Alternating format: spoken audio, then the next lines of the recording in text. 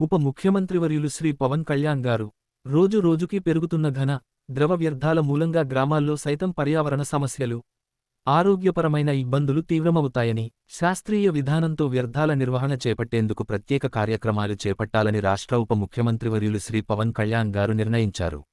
ఇందుకు అనుగుణంగా స్థానిక సంస్థలతో కలిసి స్వచ్ఛంద సంస్థలు, ప్రజలు పనిచేసే విధంగా ఒక కార్యాచరణ రూపొందించాలని పంచాయతీరాజ్, గ్రామీణాభివృద్ధి శాఖల అధికారులకు, స్వచ్ఛాంధ్ర కార్పొరేషన్ అధికారులకు దిశానిర్దేశం చేశారు. ఈ కార్యాచరణను ప్రత్యేక ప్రణాళిక ద్వారా పిఠాపురం, భీమవరం నియోజకవర్గాల్లో అమలులోకి తీసుకురావాలన్నారు. తమ గ్రామాలను స్వచ్ఛంగా ఉంచుకునేందుకు ప్రజలను చైతన్యవంతులను చేయడంతో పాటు ఇంటి నుంచి వచ్చే వ్యర్థాలను పునర్వినియోగంలోకి తీసుకువచ్చే విధానాలను వారికి తెలియచేయాలన్నారు. పర్యావరణంపై మక్కువ ఉన్నవారిని ఏకో వారియర్స్గా ఎంపిక చేసుకుని ఈ కార్యక్రమంలో భాగస్వాములను చేయాలని సూచించారు.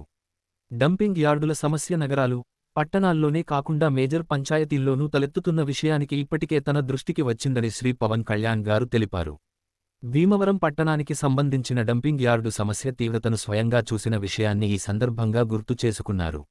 అక్కడి అనారోగ్యకర పరిస్థితుల వల్ల పరిసర గ్రామాల వారు ఇబ్బంది పడుతున్నారని, వ్యర్థాల నిర్వహణ, డంపింగ్ యార్డుల విషయంలో పంచాయతీరాజ్, పురపాలక శాఖలు సమన్వయంతో పనిచేయాలని స్పష్టం చేశారు.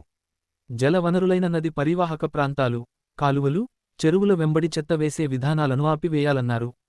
కాలుష్య నియంత్రణ మండలి సమావేశంలో అధికారులు ఈ విషయాన్ని ప్రస్తావించారని, జల కాలుష్యం ఏర్పడుతున్నందున జలవనరుల నదులు, కాలువలు, చెరువుల గట్లను చెత్త వేసే కేంద్రాలుగా మార్చవద్దని, అదే విధంగా ప్రజలు, వాణిజ్య సంస్థల వాళ్లు అక్కడ వ్యర్థాలు వేయకుండా తగు ఏర్పాట్లు చేయాలన్నారు.